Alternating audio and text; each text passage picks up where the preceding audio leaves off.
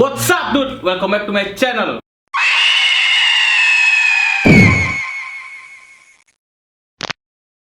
Oke, kembali lagi bersama saya Wawan Dudut dan saya Agung Raka. Di sini kita seperti biasa kita akan membuat cerita dan kita akan menceritakan cerita yang kita punya. Ya. Jadi kayaknya seru nih kalau kita cerita horor.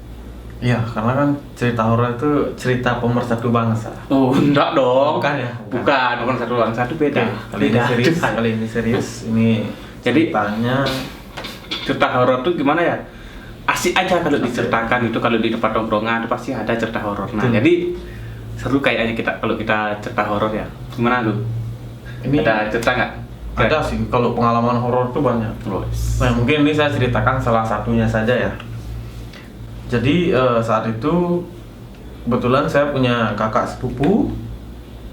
Nah, kakak sepupu saya itu kakak sepupu saya itu cowok dan istrinya itu kebetulan sedang melahirkan di suatu rumah sakit yang ada di Bali. Oke. Nah, tahu sendiri kan keadaan rumah sakit itu, suasananya itu seperti apa? Ya biasanya rumah sakit itu kan karena sana ada kamar mayat, makanya agak malam-malam itu agak gitu. Karena mungkin di sana bukan bermaksud gimana ya? Di sana mungkin tempatnya orang yang meninggal, tempat orang sakit yang Setuju. Kan memang seperti itu. Ya emang kalau saya juga kalau di rumah sakit itu biasanya ngerasakan ya aura yang agak horor gitu lah, karena ya tahu kalian pasti juga ngerasakan yang sama. Betul. Nah, jadi pada saat itu kebetulan istri dari kakak sepupu saya itu melahirkan. Nah, itu tepat pukul 12.30 atau 12.30 Malam ini? Malam. Nah, pada saat itu cuaca sedang agak sedikit mendung dan ada petir. Oh, kayak ada berduduk ya? Ya, kalau di Bali kan berduduk namanya. Kalau di kayak seperti ada geledek. Betul. Nah, jadi pas pokoknya intinya itu hari raya, bukan hari raya sih, hari yang disakralkan di Bali. Jadi ya di sanalah suasananya sangat Mencekam. bisa dibilang mencekam. Nah, kebetulan pas keponakan saya itu lahir. Nah, jadi saya pun di sana ikut menunggu persalinan tersebut. Kebetulan ruang bersalin di sebelahnya itu kamarnya. Jadi bukan di sebelah, jadi di belakang tepatnya kamar jenazah. Berarti ini ruang bersalin di belakangnya itu. Bukan. Ruang bersalin ICU. Belok ke kiri dikit ada ruang kamar. Berarti berdekatan. Bisa dibilang berdekatan. Nah, pada saat itu yang berjaga malam itu adalah kakak sepupu saya, karena istrinya yang melahirkan. Jadi dia yang berjaga pas mau persalinan itu, pas keponakan saya itu lahir. Jadi di sanalah aura-aura yang aura-aura negatif mulai bermunculan, karena kepercayaan orang Bali itu kalau anak yang baru lahir itu wangi karena dia belum ada dosa, belum ada tersentuh apapun ya, bersih. Jadi itu kayaknya kalau makhluk-makhluk di luar sana itu mungkin itu adalah makanan nikmat ya, bisa dibilang seperti itu. Jadi pada saat itu diceritakanlah oleh kakak sepupu saya bahwa di sebelah pintu, karena ruang bersalinnya itu kita tidak yang VIP. Jadi ruang bersalinnya itu banyak orang yang disekat oleh banyak pasien yang disekat oleh korden saja. Jadi satu ruangan itu 3 orang. Nah, yang berjaga itu adalah yang boleh berjaga itu adalah suaminya. Jadi selain suami itu di luar, menunggu di luar. Nah, pada saat itu apa namanya, langit kan pas itu mendung dan ada geledek. Nah, lahirlah keponakan saya tersebut. Nah ini entah kenapa ya, ini kebetulan atau memang gimana, saya juga nggak ngerti. Jadi pas itu karena pintu apa namanya, pintu rumah sakit, pintu ruangan bersalin tersebut itu tidak tertutup. Tidak, maksudnya tidak dikunci. Jadi siapapun bisa masuk, maksudnya dokter siapapun bisa masuk dan suami yang berjaga. Nah pas pada malam tersebut kakak sepupu saya, suami dari anak yang dilahirkan itu menjaga anaknya, kan sudah lahir. Terus katanya di pintu itu ada yang menengok. Di pintu ada sosok aneh yang pintunya menengok. kebuka apa gimana, apa berarti di pintu tuh ada jendela. Ada jendela kan, rumah sakit seperti itu, pintu, jendela. Ada jendela ya, kan. ya. Berarti Jadi nengoknya di jendela. Iya. Jadi ada yang nengok. Nah dikira suster, dokter atau penunggu pasien. Nah disitulah kakak saya melihat dengan tajam, melihat dengan jelas ke arah pintu tersebut. Jadi setelah lama dilihat, kenapa wajahnya itu agak sedikit hancur.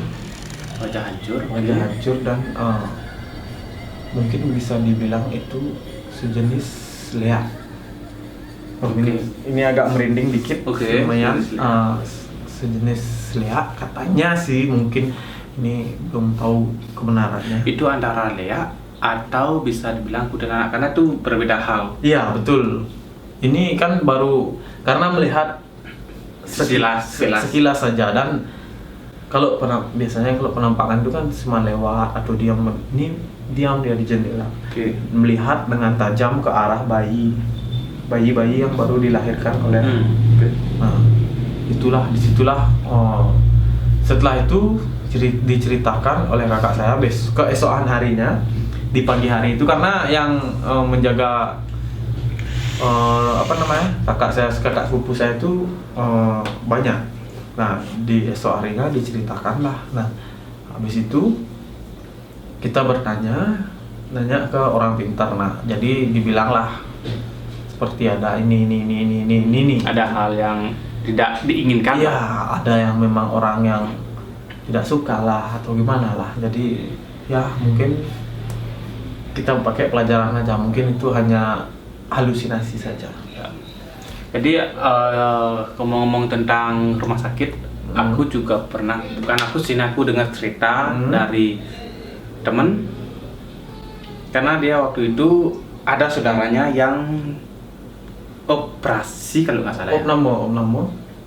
Operasi. Oh ya.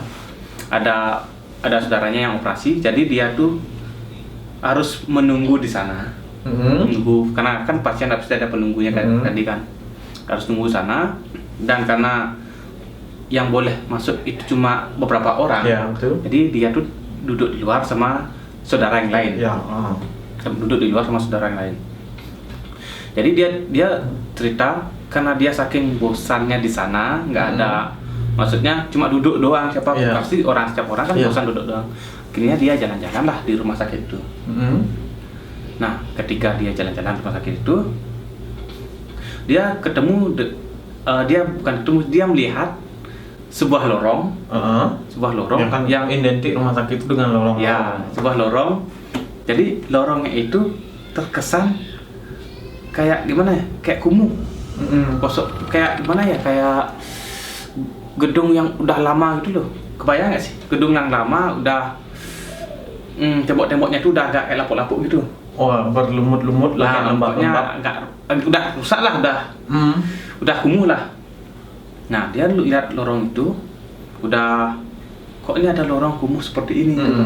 Kini karena dia penasaran, dia masuklah ke lorong itu. Oh, ditelusuri karena saking penasarannya dia kan. Nah, di sana ada satu kamar. Tapi masalahnya di sana juga ada orang-orang rame orang duduk di sana. Jadi orang-orang nongkrong juga di sana kan, maksudnya sambil nunggu pasien kan. Dia duduk di sana dan ada orang-orang banyak, karena nggak saling kenal kan, duduknya berjauhan nih. ada yang duduk berdua, ada yang duduk bertiga gitu katanya, ada yang kelompok, tapi dia sendiri rokok lah dia sana ngerokok. Oh, biasanya kalau tempat kayak gitu tuh tempat smoking area biasanya ya? Di luar, pokoknya di kayak parkiran lah. Oh gitu, iya. Jadi ini lorong, masuk lorong itu ada kamar, nah ini ada parkiran. Di sebelah kamar itu ada parkiran, nah dia duduk di sana. Dia tuh ngerokok sambil ngopi kan, kok karena pak ramai orang kan. Jadi dia nggak ada pikiran curiga nggak ada pikiran negatif sama sekali karena posisinya sana tuh ramai orang. Iya, ramai orang. Nah, ketika dia melihat ke arah jendela di kamar itu,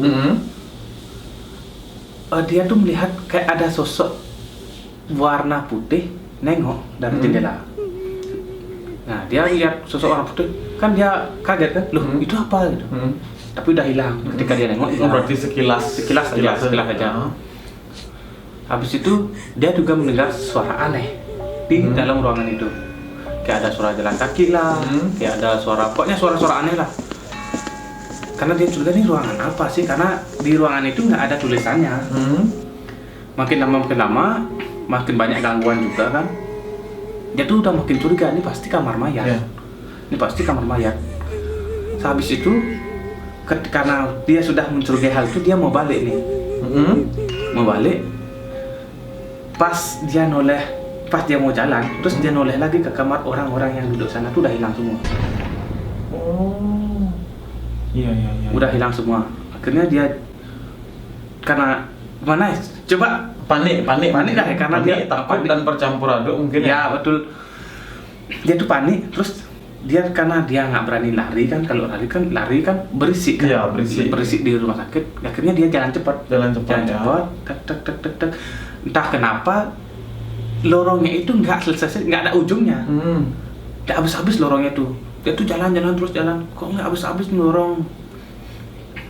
Akhirnya karena lorongnya itu nggak habis, dia stop kan karena capek kan, jalan kan, stop duduk. Terus dia tuh pengen kalau balik gimana ya? Dia udah tahu di sana itu. Kalau balik suasananya horor. Dia pasti takut. Tapi kalau dia jalan terus, ini lorong nggak ada ujungnya. Semacam dia tuh kayak waktu masuk ke lorong tuh kayak masuk ke portal dunia lain gitu. Iya.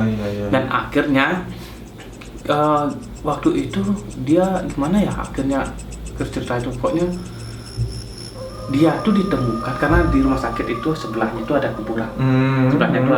Dia tuh besoknya ditemukan di kuburan itu. Dengan keadaan tidak sadarkan diri. Nah, katanya ketika dia masuk lorong, ketika dia waktu bilang mau jalan-jalan sama keluarga yang lain, dia tuh udah hilang. Berarti kan dia masuk lorong tuh masuk ke kayak portal itu, beda-beda dimensi. Iya. Dan akhirnya keluarga yang lain kan panik dicari di rumah, ternyata nggak ada. Besok siangnya baru ketemu di kuburan itu tersebut, tanpa nggak sadarkan diri. Iya. Jadi menarik juga ya. Ya emang kan ya rumah sakit lah kan banyak misteri kan, banyak misteri dan di sana juga suasananya memang sangat berbeda, betul. Ada kamar mayat juga sana kan, mungkin arwah-arwah yang orang meninggal tuh masih stay di sana gitu kan. Tapi kita juga nggak bisa mengklaim hal itu karena kita bukan orang pintar. Ya betul. Kita juga nggak bisa ngelihat hal-hal itu. Ya kita tetap pikir positif aja lah. Ya, betul. Misalkan ada sesuatu hal yang merasa di aneh di luar nalar, mending jauhkan rasa penasaran kalian, hindari itu. Karena takutnya ya seperti tadi kan masuk ke portal lain. Ya, dan lalu tetap harus berdoa. Selalu permisif dimanapun kalian berada. Karena kembali lagi kita tuh di sini nggak sendirian. Karena di sini tuh juga ada makhluk-makhluk lain yang tidak kasat mata. Ya, jadi itu aja cerita kita kali ini, pengalaman kita yang diceritakan oleh sanak saudara kita. Jadi cerita ini bisa dibilang, kalau saya cerita saya tadi bisa dibilang fakta atau enggak, karena bukan saya yang mengalami. Ya. Karena itu saya dengar cerita itu dari teman. Jadi sekian dulu dari saya untuk mempersingkat durasi juga kan, karena biar nggak makin lama durasinya makin dikit yang nonton. Betul. Jadi sekian dulu dari saya, Wawan Dudut. Saya Agung Raka. Jangan lupa like, komen, dan subscribe channel ini agar makin semangat kita buat videonya. Dah. Terima kasih.